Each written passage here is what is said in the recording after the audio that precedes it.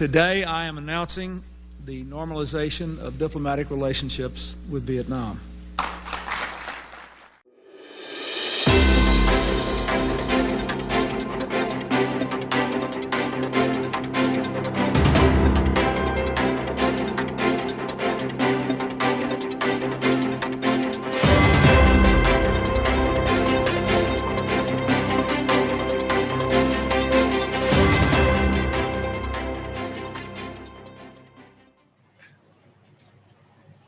Good afternoon, everyone. I'm Mary Tarnowka, and I'm here at AmCham Vietnam in Ho Chi Minh City in Da Nang, and delighted to welcome you to this afternoon's event.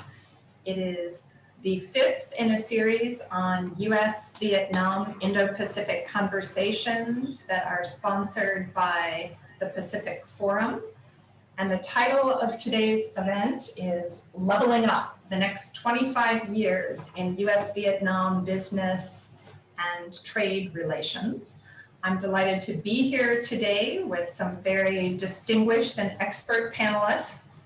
So we have Fred Burke, who is a senior partner with Baker and McKenzie Vietnam. Uyen Ho, who is the Director of Public Affairs for Intel Vietnam and Malaysia. And off-screen in another window, Eddie Tai, who is a general partner with 500 startups in Vietnam. So I think with the expert panelists here, we should have a very insightful perspective on what those next 25 years will be. And we also very much look forward to questions from our audience. I think we have more than 160 who have registered to join today's event, which I understand is also being live streamed on Facebook and also recorded. So for those who are panelists here, this is a reminder that today's event is on the record. I think we have some media representatives as well in the room. So with this, I'm going to begin, and I'm going to begin with Fred. So Fred, as the founder and until recently managing partner of Baker and McKenzie Vietnam, you have been working here in Vietnam advising US investors for more than 25 years. You were also one of the founders of AmCham Vietnam here in Ho Chi Minh City and have served in numerous roles, including on the Board of Governors, as a former chairman, and as AmCham's representative to the Vietnam Business Forum, and as one of the AmCham's representative to the Prime Minister's Advisory Council on Administrative Reforms. We'll give you credit for all the progress, but we won't blame you for all the challenges that still remain. But with that very long and broad view, what do you see as the key opportunities as well as challenges for the next 25 years in the US-Vietnam trade and investment relationship? Yeah, well, to predict the future is, it's always good to look at the past. So the last 25, 30 years have been fantastic. There's just very few examples of countries who were at war with each other and then came together and over a period of 25 years, lifted nearly 100 million people out of poverty and brought them into the global trading system. Vietnam itself is a poster child for the international rules-based global trading system and getting into the WTO. In 1991, when I first came here, I'd been working in China. It was just abject poverty. You would see lepers work, on the streets because they couldn't afford to keep them in a leper colony. And bit by bit, Vietnam opened up not just to the U.S., but to pretty much everybody, and got into different trade agreements. First with the ASEAN area free trade agreement, and then the U.S. free trade agreement 2001. That was really the sea change because it prepared them to enter into the WTO. WTO 2007 was huge liftoff in Vietnam. It was like a rocket ship. A lot of capital coming in, a lot of jobs created, huge change in the legal system. We worked a lot over those years, especially around the BTA and the WTO accession, on giving Vietnam a modern legal system for trade and investment, securities law, company law, competition law, all these things that didn't exist. It was just a desert of law. Well, now they say it's a jungle of law. But the fact is, it's been a huge success in terms of just poverty alleviation and frankly speaking, for a lot of American companies, it's created jobs in the United States too. Vietnam is still the biggest export market of a lot of American companies, including not the biggest export market, fastest growing export market, I should say, and especially in agriculture and certain things like that. The worry going forward, though, and especially in light of what's been going on the last couple of years, is that the U.S. has disengaged. It's really about to lose the peace after having won it for quite some time. The U.S. has withdrawn from TPP, which is an extremely important framework for the region. It's ironic, the UK is actually very close to coming into the TPP. And the U.S. is still, we're looking at the U.S. in the rearview mirror now. It's really disappointing to see a great, accomplishment be taken for granted. Because in a relationship like this, when you've got other, regions and interests competing, there's plenty of people willing to come and take your place, right? In Vietnam. And whether it's Japanese or Korean or Chinese or European or Australian or whatever, there's competition. And Vietnam is making good of that competition. They do play it off, people off each other, and that should do that. It's a market, global market. But unless the U.S. starts really focusing on its own education, educating its people about how to compete in a global economy, it's getting its own infrastructure together, R&D, more PhD. How many more PhDs are there now in China than in the U.S.? When I first went to China in 1981, there were more African Americans PhDs in the U.S. than there were in all of China. And now, it must be 5 times the amount in the total U.S. So things have really changed in this part of the world, and the U.S. is just taking it for granted. So I think, looking into a new administration, we do have a new opportunity here to reset the whole relationship, and I hope we can do that. We can, look beyond this currency manipulation, or at least figure out some modus vivendi for that. That's a big issue. But I think it's ironic that the U.S., was engaged in so much quantitative easing over the last, since 2007, should be complaining about currency manipulation. There are issues about market access for U.S. companies in Vietnam. And if we got back into the TPP, then a lot of those would be solved. But some of them, we could still maybe, negotiate again to reinvigorate the TPP. For example, the economic needs test for retail. A lot of American retail chains would like to get started here. There's a lot of appetite for U.S. brands and stuff like that. That would be an opportunity for us in the near term. So, but all the focus on sanctions as a way to open markets is not really the right approach. I think not just in Vietnam or elsewhere. It should be win-win situations. That's what we have to look for. We can't sanction people into wanting to buy our goods and services. That's just not the right way. Anyway, so that's my perspective. As I approach the next 25 years, I really do hope that the U.S.-Vietnam relationship will continue to be as successful and as friendly as it has been, because it's been extremely rewarding. I think I can speak for everybody who's been involved in it these last 25 years to see how great it's been, how things have progressed. Thank you very much, Fred. So now I'm going to turn to Uyen. I know you have been living in Vietnam, at least for the last 25 years, even if you haven't had quite the same length of career span as Fred, yet you played a very key role in the last 25 years of U.S.-Vietnam trade and investment relations. First in your role with Intel as Director for External Relations, as Intel was starting up its operations and investment here, and then as one of the founding members of the team of Intel Vietnam when it launched here in Ho Chi Minh City, really paving the way for the IT sector in Vietnam generally, including laying the groundwork for companies like Samsung and LG to invest. So you are now the Director of Public Affairs for both Intel Vietnam and Malaysia. You are a member of our Board of Governors and a Vice Chair, and I think also Chair of the Saigon High Tech Park Business Association. So you have a multitude of roles. Where do you see the next 25 years of opportunities and challenges in the bilateral economic partnership, and perhaps particularly looking at opportunities in the high-tech sector? Thank you, Mary, and thank you for having me in this event. And as a Vietnamese who has been working for two big U.S. companies in the past 25 years, and over the past 25 years, though I work for Nike and Intel, two big companies, a different industry, different market, but I see a lot of similarity between the two companies. Those are the working cultures and core values. So the companies invest in Vietnam, not only the capital investment, also bringing in the culture and the core values as well.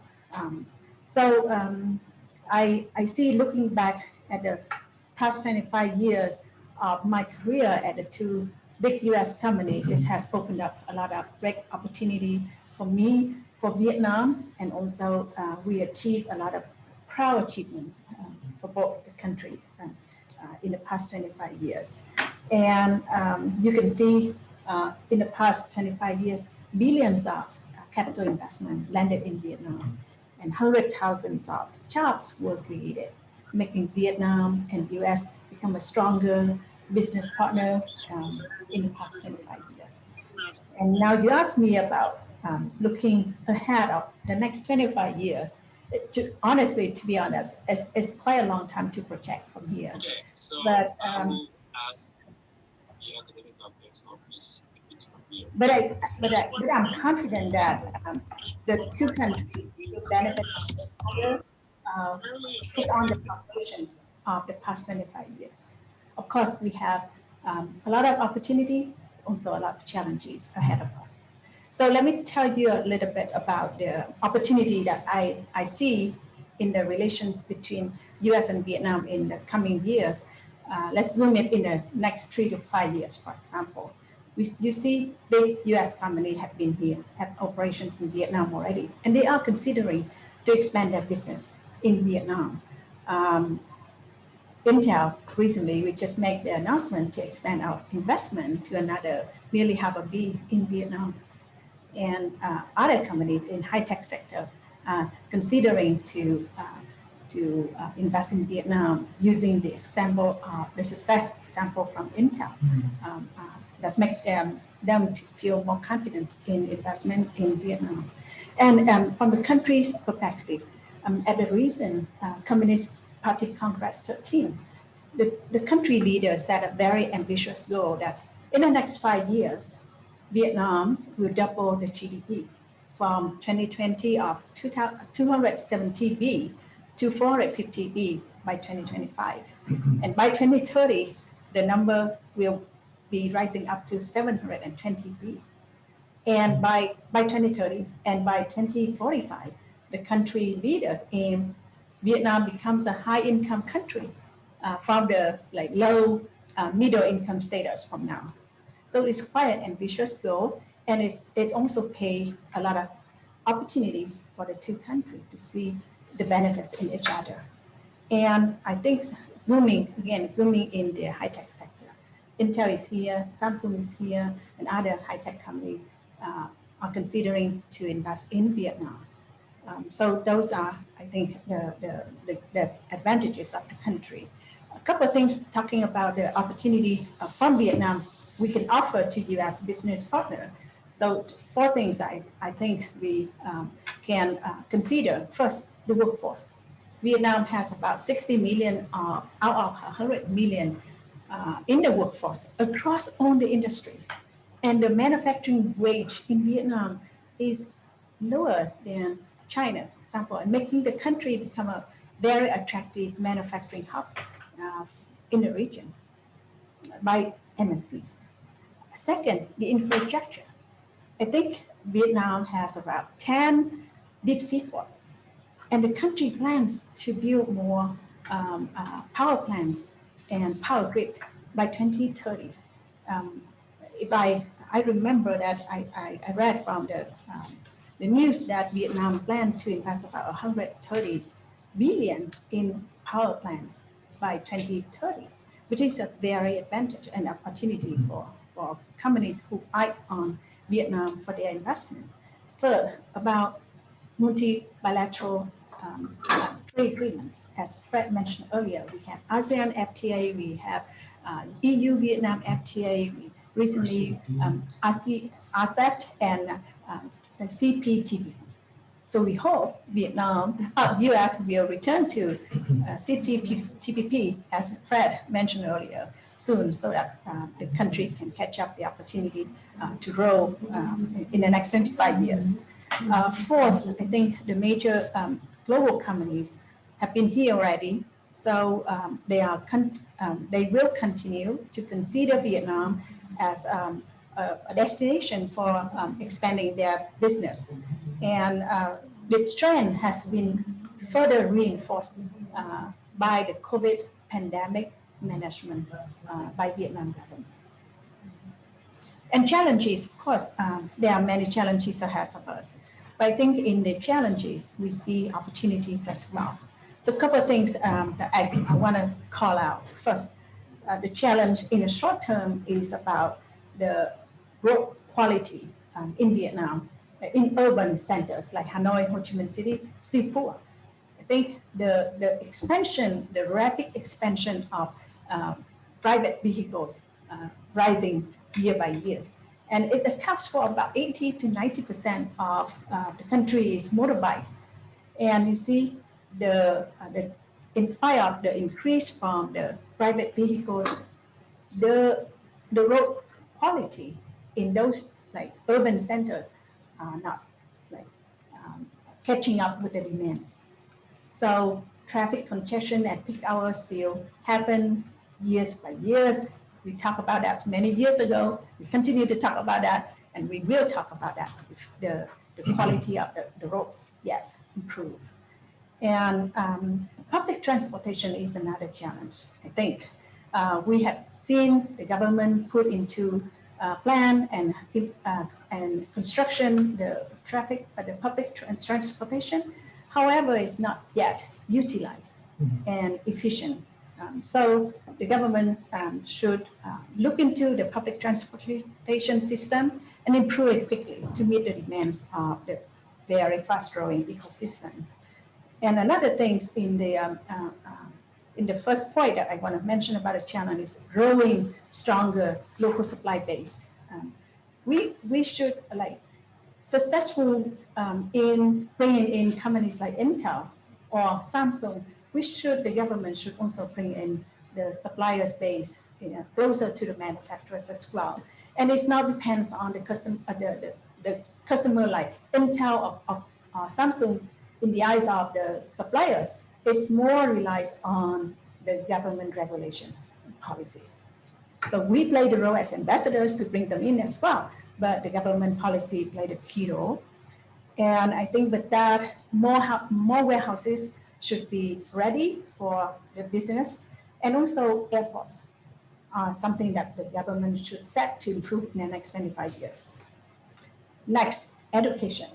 I think I mentioned earlier the advantage of the workforce, but education in Vietnam is really a bridging factor between two countries in the past many years. You see a lot of Vietnamese students study in the US, and annually, the country spent about 20% of total budget in education. We see a lot of advantages there, but also in the other side that many students who study overseas don't want to return to Vietnam. So the government, in one way, have to improve the higher education system and also to build and grow and adapt and grow the resources so that they can firstly grow the local student in Vietnam, but also attract returning Vietnamese students so that they can help to build a stronger, highly skilled workforce, and especially in the executive and leadership positions. We are in the shortage of that. I see one of the things that Vietnam can do better is that they can look at the autonomy for the higher education system. We have the law already, but how we benefit or the leverage of the law is yet clear, seems. The next one is about ease of doing business. I think this is not new, but the government have heard a lot from us through many business associations. But I think in the past few years, we see a lot, and we experience a lot of pushback among government agencies when a new law and regulation was introduced. This is substantially impact our costs and also our customer satisfaction as well. So the country need to improve the ease of doing business. And when they introduce regulation and laws, it should be easy for us to implement. And we want to be in compliance with the new law, but it's sometimes difficult among government agencies to each other as well before come to the implementation status. So in order to solidify the country's appeal, I hope further adjustment in terms of business regulation will be and have to be raised and adjusted and prioritized. So in short, I think looking at Vietnam and US in the next 25 years, I am positive in saying that a lot of prospects in the next 25 years will be pretty good to the both country. But of course, challenges are still ahead of us, and we will talk more about that, and we will hear more from our other speakers as well. So I believe that Vietnam current and upcoming success, development success, will be a good example to others in the context of US-Vietnam relations in the past 25 years and in the next 25 years. Thank you so much. And now we're going to turn to our third panelist, Eddie Tai from 500 Startups. And Eddie, I know you've been alive more than 25 years, and you've accomplished a lot during that time, both as general partner at 500 Startups and before that as an advisor on strategy and finance. We're also delighted to have you serve as one of the co-chairs on AmCham Vietnam's Entrepreneurship and Innovation Initiative. From your perch at 500 Startups, you may have the best perspective on that future of US-Vietnam trade and investment relations. So as an investor, where do you see the major trends and opportunities, particularly in the startup and entrepreneurship sector? Thanks for that introduction, Mary, and thanks for the invitation to this event. I'd like to start along with the other speakers by looking a little bit at the past, because if we talk about the future without looking at the past, people might be incredulous about what we think is possible. But when you see how much has happened in such a short period of time, then it doesn't seem so mind-blowing about what we're seeing here on the ground. So my first visit here was 20 years ago. The internet was just starting to pick up a little bit. Actually, the internet opened up here in late 97, so just under 25 years ago. But uptake was pretty early back then, and so for a lot of the early years of internet connectivity, is mostly used for outsourcing companies and similar service providers. But that's important because it serves as an input for later. There was some entrepreneurship and venture capital activity starting in the mid-noughts when firms like IDG Ventures started coming here, Cyber Agents, a Japanese fund, DFJ Vena Capital, a joint venture between a local fund here and a US fund. So some stimulus of activity happening from the mid-noughts onwards. But despite all of that, even by 2010, the activity was still modest. If you look at, for example, e-commerce volumes in 2010, very, very small, probably less than $100 million total of e-commerce transactions happening per year. But starting around 10 years ago, that's when I would say the Renaissance began, or Cambridge explosion for the history of science folks here. It didn't come out of nowhere. There were already ingredients around for some of the factors that the other speakers mentioned: the large young population, the fast economic growth, fair amount of political stability, and so on and so forth. But in addition, particularly for this stream, a lot of young engineering talent, and even more now on the backs of heavy investment in STEM education here. And so starting around a decade ago, Facebook was allowed in, e-commerce started to break through, more and more of the population started to get connected to the internet. And the elements of a startup ecosystem started coming together to actually form an ecosystem where there were startup founders not just arising and doing something, but connecting with each other, connecting with other stakeholders in Vietnam and outside in the region. So by 2015, that's when I joined 500 Startups and started the activity here. 500 Startups, for background, is a global venture firm headquartered in San Francisco that believes in backing entrepreneurship anywhere. And so we've invested in more than 2,000 companies around the world in the last 10 years. We started investing here 5-6 years ago and haven't looked back. So 2016 continues. The government really steps it up. It had already been supportive of this activity for some years prior to that, but really put their foot on the gas on 2016. They declared that they wanted to turn Vietnam into a startup nation like Israel. They declared 2016 the year of the startup. They started investing more into events and other exchanges to help stimulate more activities. So by the time we roll around to today, there's just been a massive increase in activity. I'll give you a couple numbers to put it into perspective. So by 2015, there was about $3 billion of digital of merchandise being exchanged, whether it's e-commerce or digital purchases or what have you, according to Google, $3 billion in 2015.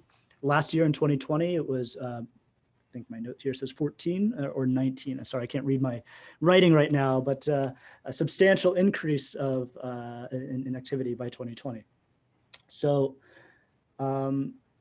yeah, it leaves us, we talk about the last 25 years and the other intro comments here. It's really the last 10 years where we see just dramatic growth. And so what do we see for the next 25 years?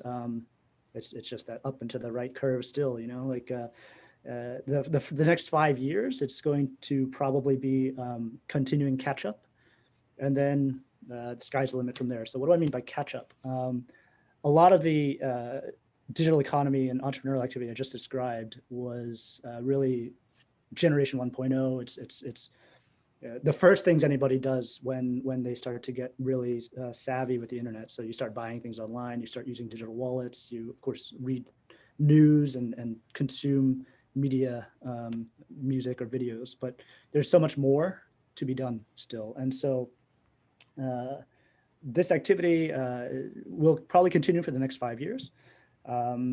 The investment will continue to flow in that direction for the next 5 years. We've already been seeing 9-figure US dollar investment rounds from major private equity funds into companies here in those kinds of fields, e-commerce and so on. I think that's going to continue as well from venture capitalists. There was a survey last year in 2020, late 2020, about what were the priority markets for venture capitalists in Southeast Asia. And Vietnam for the first time was #1 on that ranking. It used to be Indonesia for the first few years before that, and before that it was Singapore and Malaysia. So 2021, Vietnam is the #1 market of focus for this pool of venture capitalists surveyed. And a lot can happen in 5 years. So again, I'll use the look back of some companies from 5 years ago and where they are today, and to kind of stimulate the imagination of what can happen going forward. One company formed 5 years ago now provides Salesforce style services for enterprises and SMEs for more than 5,000 companies in Vietnam, including major banks, including major real estate firms, down to your medium-sized family-owned companies and so on. That's just in the span of 5 years, from 0 to 5,000. Another company of ours, just founded 5 years ago, now claims to account. They develop an alternative credit score for the unbanked and underbanked. So as we know, financial services penetration in Vietnam has historically been modest, which makes it hard for financial institutions like banks and credit agencies to really assess credit risk for people that are disconnected. For a long time, the folks like that had limited access to credit or had to borrow from loan sharks or what have you. But this company was able to develop an alternative credit score using alternative data, and now is pinged for credit scoring for 1 in 3 consumer loans in Vietnam. That's in the span of 5 years, from 0 to 1 in 3. So yeah, I'm excited to see what is already coming and what's happening in the next 5 years. In a 25-year span, just to close this off, I mean, I think at a macro level, we've heard a lot of optimism from the other speakers. I would say the same. The shorthand is I think Vietnam can be a top 25 economy in 25 years. And I think the digital innovation activity here is going to be a major driver of that, both as direct growth in revenue for those businesses, but also in terms of leveling up SMEs and corporates here to be internationally competitive and efficient. There are particular fields that I think Vietnam is well suited to continue to innovate in. I think around education in particular, so education tech. Agriculture tech is a huge open space that there should be more activity happening there in the coming years. And then continuing work for SMEs in emerging markets that are more cash constrained, but still want to be competitive in this increasingly digital world. Last point I'll make is it's not just about emerging markets here in Vietnam. I think I do hope that Vietnam will be a hub of innovation for emerging markets around the world, and I think it's already on its way there. But I also think Vietnam can be building for that future, jumping ahead and building for people beyond the emerging markets. And what the shorthand examples here I'd share are in blockchain. Blockchain's still quite in its infancy. We hear a lot about Bitcoin, but there's a lot more than just Bitcoin around that, or Dogecoin for that matter. Two companies in particular are leading blockchain protocols. They were founded here in Vietnam. One is Kyber Network, another one is Tomo Chain. And then even into applications like blockchain games. One of our companies, Axie Infinity, recently sold a piece of digital land. It's bits, really. It's not real land. Sold a piece of digital land for $1.5 million. So more expensive than real land, and that's the largest ever digital land sale. Largest yet digital land sale around the world by a blockchain company here in Vietnam. So yeah, it's just a very, very broad potential. Super exciting to see what's happening. It's obviously been on the backs of a lot of work by a lot of people over the last 10 years, as I've said, and even beyond that. And so nothing's guaranteed, but we're still very actively investing here. Great. Thank you very much, Eddie, for your perspective. So Uyen noted that there are a number of advantages to Vietnam, or opportunities here: the young, affordable workforce, the trade integration that Vietnam has in the region through its network of FTAs, the stability of its government, and also its very effective management of the COVID outbreak, the geographic location and ports, as well as some of those challenges. Some of the infrastructure inadequacy, shall we say, the lack of fully developed local supply chains, some of the shortcomings in the education sector here, and that ease of doing business or lack thereof. I think that's a great synopsis of some of the pros and cons that we hear from potential investors, and sometimes they note some of those shortcomings as being the physical infrastructure, the digital infrastructure is sometimes noted as well, and the social infrastructure, the education system. Of course, this is exactly where lawyers operate. So I'm going to go back to Fred and say, these are the challenges, but I think these are also the opportunities. And how do you think US businesses and US investors might potentially take advantage to help address these challenges while also turning these into opportunities? I know you're very active in the energy sector, renewable energy sector. Your firm's also very active in helping pave the way for the digital economy. So. Yeah, lots to talk about. I mean, energy has been... Maybe we'll have you stick to physical. Energy is an amazing story in Vietnam.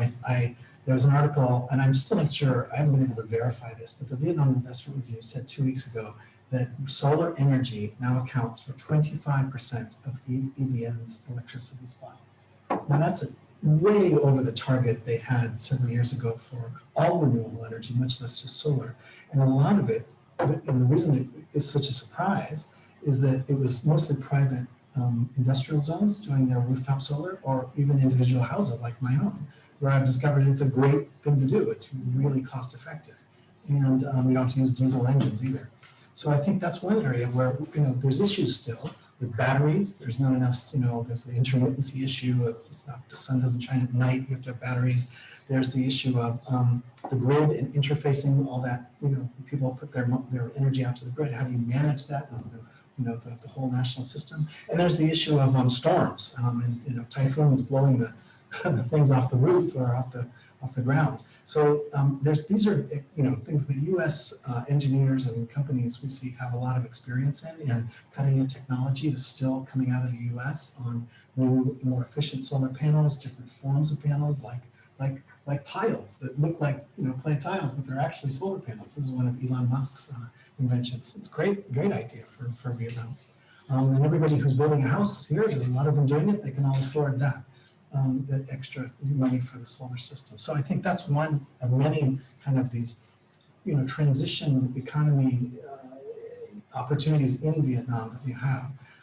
To go to a more legal sort of side of things, administrative reform has been a real challenge, but it has made, you have to keep it in perspective. At each stage, it's been successful in confronting a lot of the challenges at that stage. So the first stage was, they used to say, oh, you have to bribe to get a birth certificate, you have to bribe to get a death certificate, you have to bribe everything in between your whole life. But now, that all that stuff's online. It's a lot more routinized, and people just don't bother with that. As the country gets richer, you don't sort of small stuff like that. So actually, in terms of the general population, a lot of that kind of nonsense has been eliminated. But you still have corruption in Vietnam, and it's still a major challenge for American companies who really are very strict about Foreign Corrupt Practices Act, about money laundering, about all these sort of governance and compliance issues. These ruin people's lives when they violate them, and so they're taken very, very seriously. And we get involved in a lot of that, and you can see what a struggle it is.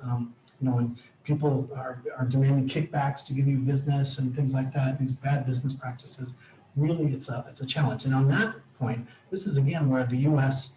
really needs to continue engaging with Vietnam to support its administrative reform, programs and the rule of law. As I said before, we've done a lot of great laws, but you also have to have a good judiciary to implement them, and good police to enforce the criminal law. So that's a work in progress. But I do think, compared to a lot of other countries in the region, it's actually maybe not so bad. You have to keep it in perspective, but still plenty of work to do there. So Uyen, I'm going to come back to you. You talked about one of the things that major US firms like Nike and Intel bring to Vietnam when they invest are their values. Mm-hmm. And I remember visiting Intel when I was Consul General and hearing about Intel, not at Intel, but at the Saigon High Tech Park, because they shared about Intel's internal code of conduct and values and how it was so impressive that they sought to adopt that for all the companies that invested in the High Tech Park. Can you share a bit about that? Sure, I'm happy to share that. Thank you for the question. Yes, I remember in 2007, 1 year after we made the investment announcement in Vietnam, Intel already talked to the Saigon High Tech Park management about how to help the country to increase the competitiveness in terms of anti-corruption, in terms of doing the right things, business ethics. And we introduced our code of conduct with the park management, and they liked that. And they signed a MOU with us that conducting the business with zero tolerance in terms of unethical business practices. And then from 2007 to 2019, 20, there are many other tenants in the park already copied and signed the MOU on COC like that with the park as well. So we see that value, that culture has been scaling out to the community, the business community. And from Intel alone, we are not only staying back and say, okay, we have the MOU signing with HSTP, that's enough. No, we continue to bringing up a new level of helping ourselves, our own business, but also the country. So last year, we were certified as the ISO 001. It's the first ever ISO about anti-corruption in Vietnam and at Intel network as well.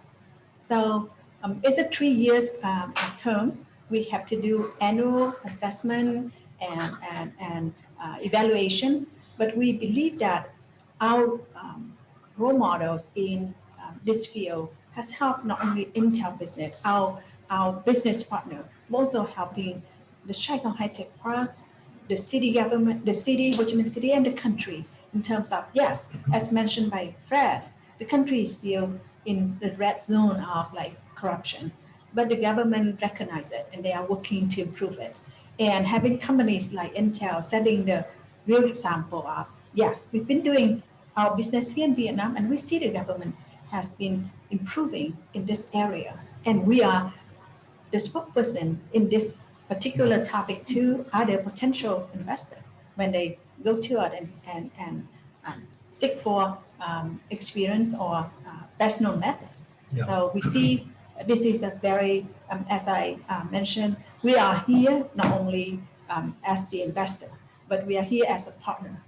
And we want to roll with Vietnam and help Vietnam to catch up with the international standards like the ISO 37001. Thank you for sharing that. So Eddie, I'm going to go back to you. I know 500 Startups has been investing primarily in tech startups, and you talked about the real opportunities for the digital economy. What do you see that's making Vietnam's digital economy work well compared to some of the others in the region? And what do you think needs to be done for Vietnam to continue to be able to promote that innovation and, as you know, leapfrog? Sure. In terms of what has been helping it work well, I think some of it is kind of macroeconomic / demographic factors. The large market, the large population makes for a interesting market here domestically. It's been fast growing and so on. So there's that factor. The unique factor in the region, I would say, is the tech talent. The math and science are heavy focuses from grade school on, and Vietnam punches well above its weight on STEM performance as measured by standardized testing. And that interest in STEM often continues into the higher education system here as folks move into university. And so Vietnam has many software engineers and other forms of engineers, such that it's not only is it very notable in count in the region, but IBM has suggested Vietnam will be one of the leading companies in the world by number of engineers in just a few years' time. Obviously, India and China are at the top, partly by virtue of their populations, but also their own efforts in STEM. But right behind them could be Vietnam very soon. So that's great. You need tech talent to build tech products. The other final thing I'd say on what's working here is rolling back to the macro factors. It's not just a large number of people, not just that they are on the younger side, but that they are very digitally open and interested to try things, and have been able to do that for the most part over the last few years in particular. What needs to improve here? I think the other speakers spoke well about some of the regulatory challenges that exist and governance challenges that exist. I think those are incredibly important in the tech sector as well as what we'd say the conventional or non-tech sectors. There are specific regulations that apply to certain aspects of the digital sector here, or broadly in the digital sector. I would say regulatory movements on, for example, payments and on data security and so on. There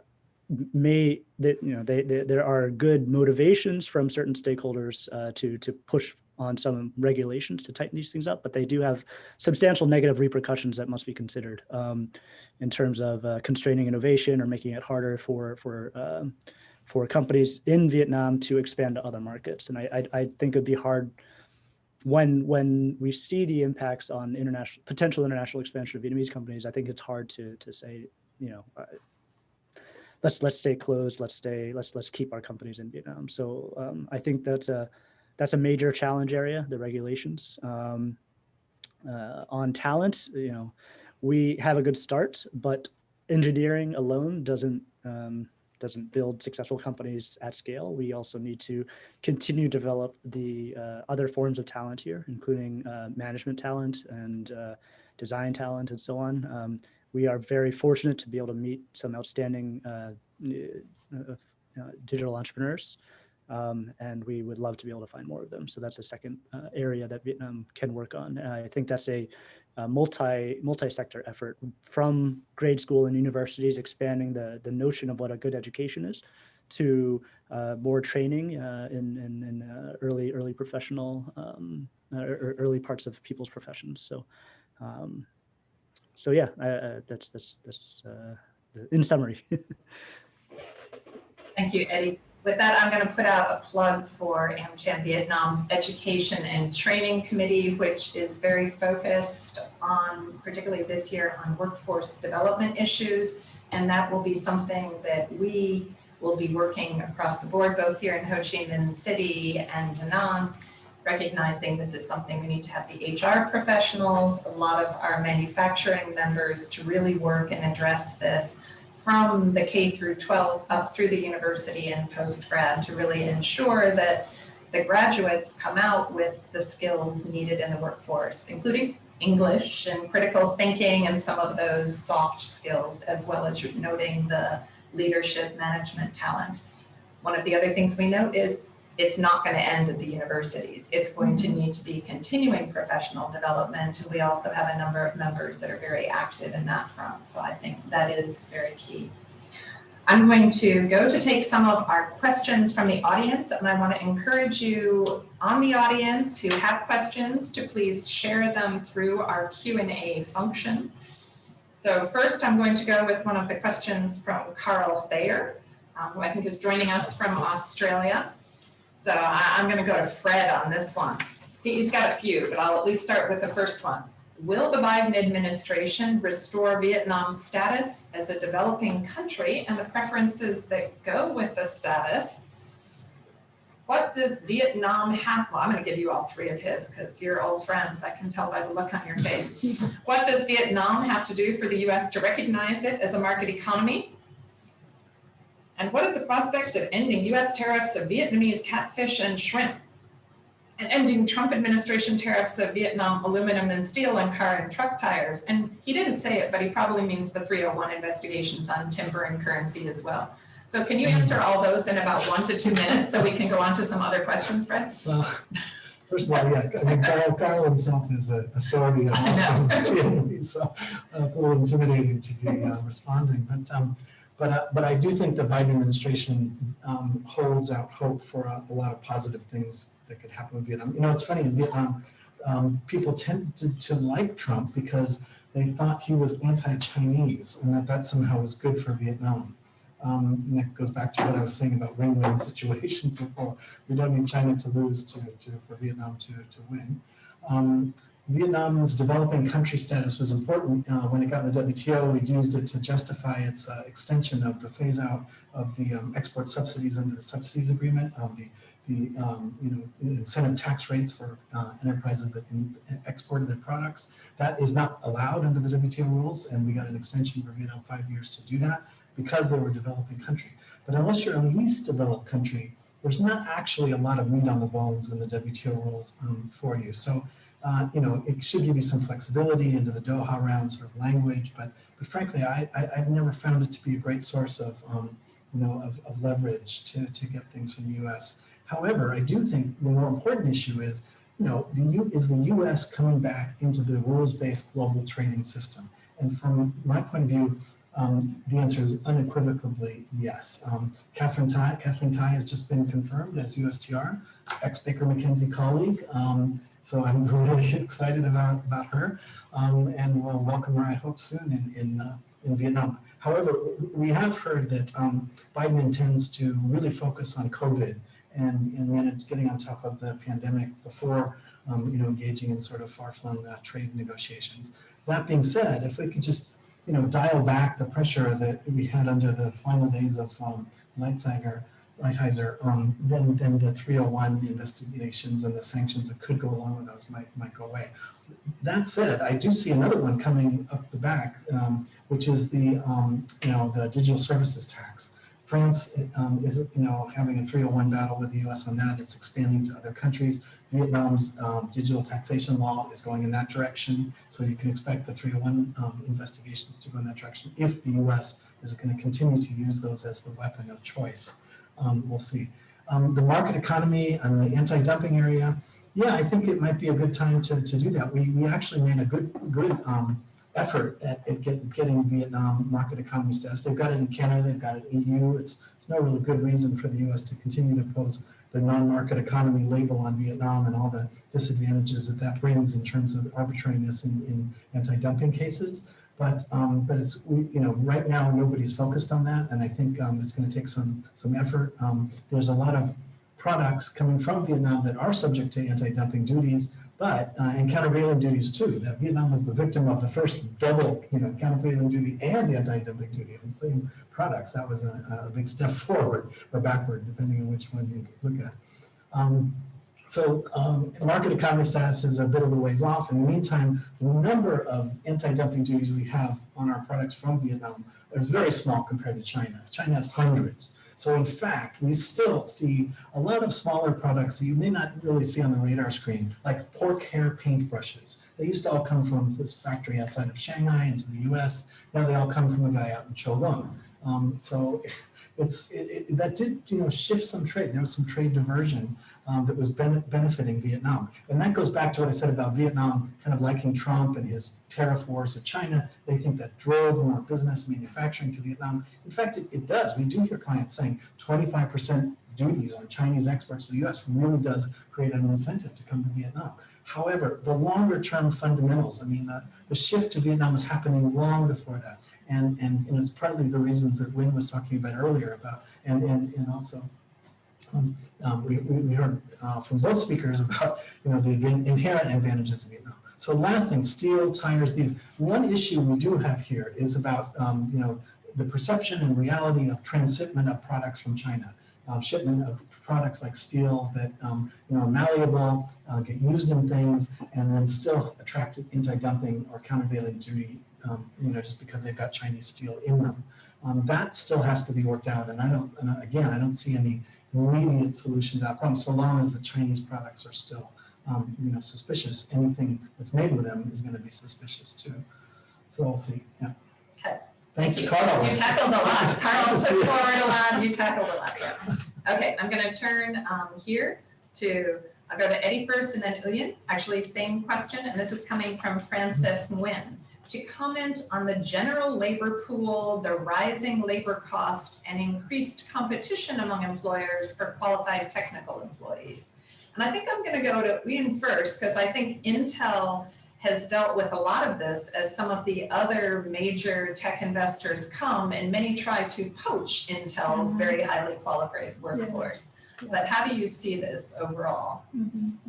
Yeah, I remember when 2007, 8, before we have our factories start the operation, we already met with the government and met with key technical university in Vietnam to talk about the job opportunity for local students to Intel factory. And we did some kind of like student assessment to understand the gap. And we are not surprised at the gap, because we know we are the first high-tech company in the country. So we put together programs and projects, short-term, long-term, with government, with MOAD, with technical universities across the country. And you can refer to the HEAP, Higher Engineering Education Alliance program. It's a very signature program between US and Vietnam, and then also between Intel and Vietnam. In this case, to help improve and transform the higher education in engineering in Vietnam. It's not only for our employees, future employees, but at the time we already set the commitment that we want to help Vietnam to build stronger talent pools in high-tech industry. So to date, we have about 2,700 employees at Intel, and majority of them are technical. So we build the talent pools for Vietnam, for Intel Vietnam, and at that time, and now in the past few years, we also put into action the programs that help to diversify the workforce as well. So majority of the workforce in technical field is male. So we have to help the country to balance the genders in the workforce in high-tech industries as well. So by doing so, we have different programs. We have scholarship program for students here to study in the US, for students here to study in the local university with scholarship through Intel, through AmCham at the ACWest as well, and other programs that help to increase the percentage of female students entering technical university. So at Intel right now, we have about 37% of female employees and high percentage of the female engineers and technicians at Intel as well. So I think that's some of the example that helping to not only helping them to improve their academic results, but also help them with opportunity to do internship at Intel to improve their soft skill and English, as mentioned earlier by Mary, so that it's will be the well-rounded workforce be ready to enter the labor market, especially to welcome, to help attract more FDI in high-tech industry for Vietnam. So. Great. Thank you for sharing that. And I know, as you know, the US government, it was through the Agency for International Development, was a key funder of that HEAP program, but it really also relied on those private sector partners. So I think Intel was a critical partner there. I think those continuing partnerships also continue to help develop the labor pool. We recently opened a chapter in Da Nang, and I was there visiting Universal Alloy Corporation Vietnam, which now has, I think, over 500 employees. And they, as Intel did, worked very closely with local technical universities to develop training programs, and in their case, kind of work-study programs, where some of the students come and work a semester there along the way. But I think that's been part of the building the labor pool. But I'll turn back to you, Eddie, for your perspective on how there's these opportunities here, but how is this affecting that sort of talent competition? Absolutely. First, just a quick third party plus one to what was just said. I think Intel and other players like FPT locally and so on played a really, really important role in building up the engineering labor pool here. And as it stands, it's, over the last 20, 25 years, supply and demand curves changing. So on Intel's entry, there was very limited talent, and then demand boomed, and so they had to boost up the supply. And then, 5-10 years ago, there was plenty of supply, but and it kind of outstripped demand in some way, so that the labor pool was relatively cheap compared to holding quality constant compared to other markets. Starting around 5 years ago, we, I guess, did a too good a job in terms of evangelizing the tech talent that was available here, where Vietnam was no longer a secret source of labor, and so we see a lot more companies being set up here, or a lot of talent being hired here. About a year and a half ago, there was an event in San Francisco. I think it was organized by Bloomberg, where a speaker on stage asked, "Where's the next hot tech talent destination?" I can't remember the exact wording, but the hands went up for Ho Chi Minh City. So no secret. So demand for this labor started increasing. So the wages have increased, salaries have increased, and as they should. I think if talent here is as good as it is anywhere else, why shouldn't they be compensated as much as anywhere else?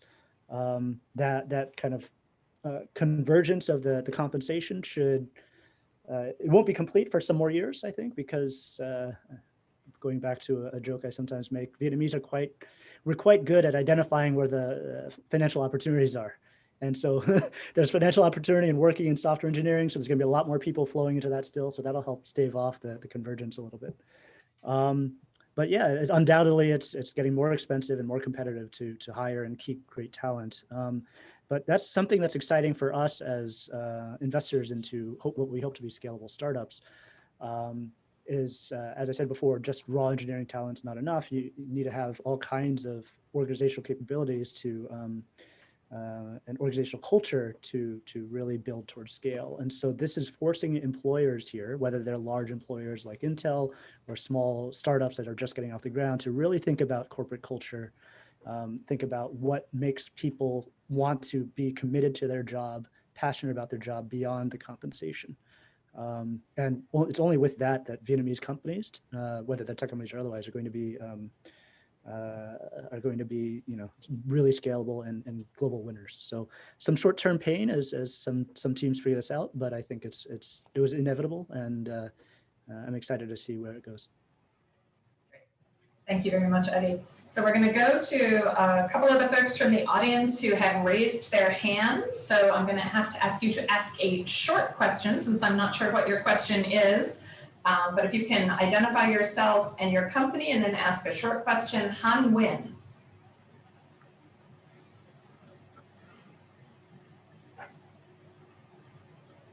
Hi, my name is Hạnh from Pacific Forum. I have a question regarding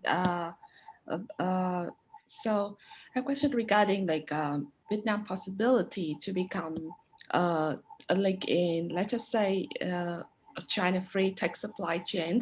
So this morning we heard that President Biden is supposed to sign an executive order to establish a China-free tech supply chain in collaboration with allies and partners.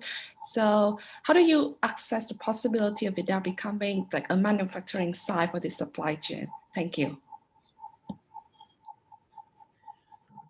I mean, Vietnam and China are already very linked in, and when you talk about supply chain, what we see as the most exciting thing, though, here for American companies goes back to green energy that we were talking about before. A lot of the big international brands, whether they're US, Australian, Japanese, or European, whatever, they want to show their consumers that they're making their products with green energy and with compliant labor. It's not slave labor. So, Vietnam is doing a good job of, introducing enough green energy into the system. We're working on direct power purchase agreements, this kind of thing. But in the meantime, the rooftop solar has been a big part of the story in talking about a green supply chain. And that does stretch back into China, because a lot of the raw materials and components in Vietnamese exports do come from China. And, that's an important thing. In tech especially, China has very high-tech manufacturing base now, and to the point where the U.S. is quite concerned about the strategic implications of some of the technology that they've mastered. So some of that I don't think will really come to Vietnam. I mean, some of the high-tech companies that we talk about investing in Vietnam, the reason they like Vietnam over China is because they can't copy it in Vietnam, whereas they would copy it in China. So that just says a lot right there. Great, thank you very much. I think we have time for one more question, and we had Anvo who had raised their hand. If you can again identify yourself, the company you're with, and ask a short question, that would be great.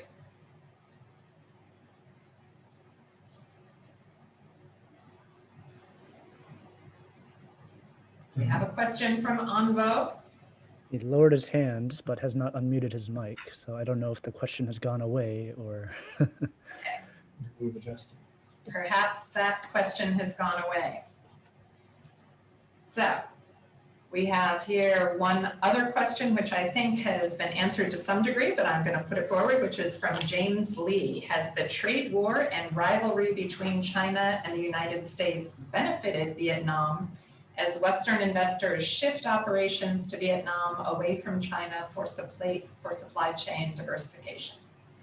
Yeah, I think that's what I was saying basically earlier, but there is a follow-on comment. The first comment is the answer to the question is yes, a lot of manufacturing has come to Vietnam because of trade tensions with China, specifically because of the duties. It's just math, that 25% extra from China really hurts your competitiveness in the US market. So people are looking to into Vietnam.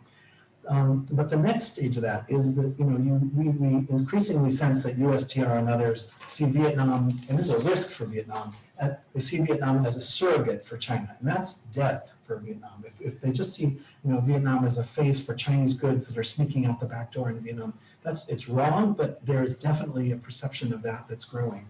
And Vietnam has to be very aware of that and take, affirmative action to make sure that, that doesn't happen. And that's not really a new problem. It goes back to the garment days when we had garment quota and people used to sell quota around the region.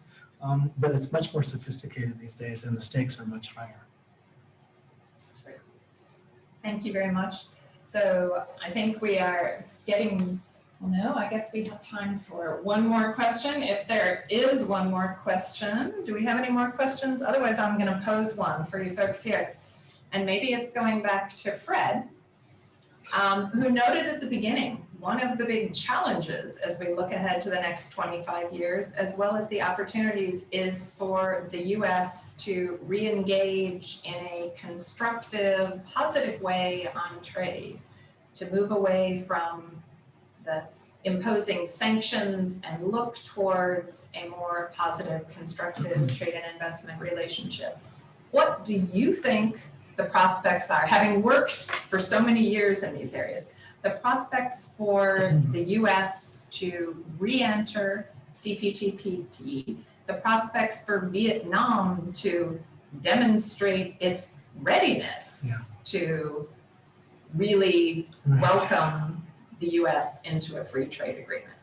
Yeah, it's an important challenge for the United States. The Peterson Institute just put out a report where they said the US economy was going to lose $480 billion in its economy by 2030 by virtue of being out of the TPP. That's just that one agreement and the losses we're suffering from not being in it. And okay, granted, it takes some jobs away from US workers, but other jobs go to workers. The US government does have to do a better job of sorting that out. For all of us here in the region who have an interest in trade and investment in the region, we do have to make the case for trade better in the US in various ways. We have to get the word back that Americans are welcome here, that there's opportunity here, and that can create jobs in both the US and Vietnam. I was raised as a kind of in the Peace Corps era where you were taught, go out to the world and teach people to fish. Don't just give them a fishing pole, and definitely don't just give them a fish. And that's what we've been doing. I think Vietnam's a great case study in that, with the building of the legal system through USAID, STAR project. It's worked perfectly. And yet we hear from the US still, we're losing jobs and this is also miserable for us. We've got to do a better job of balancing that out. Vietnam it has a $40 billion trade surplus with the US, probably more than that this year. And there could be something done there. But that's not really a fair categorization anyway, because it doesn't count trade and services where the US has a surplus, doesn't count investment like Eddie's, investments in Vietnamese companies that go up in chairs and give the money back to say a US pension fund or something like that, like CalPERS. So there's this the merchandise trade deficit is only part of the story. And that's another part of the story we have to sell back to the US. So it's a challenge. Right.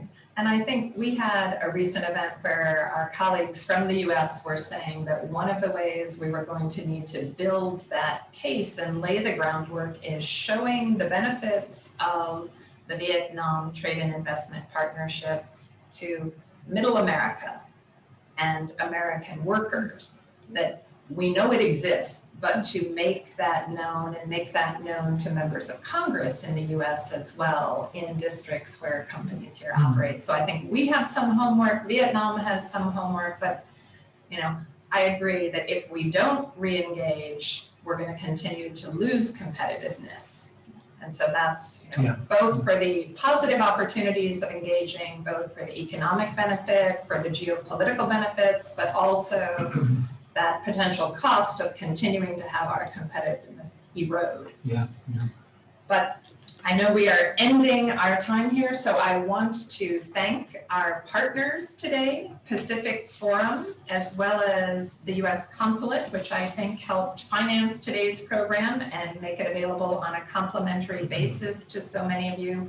I think you can hear from our panelists here today that we are both very proud of all the achievements that have been made in the last 25 years, but also very excited about the opportunities for the next 25 years.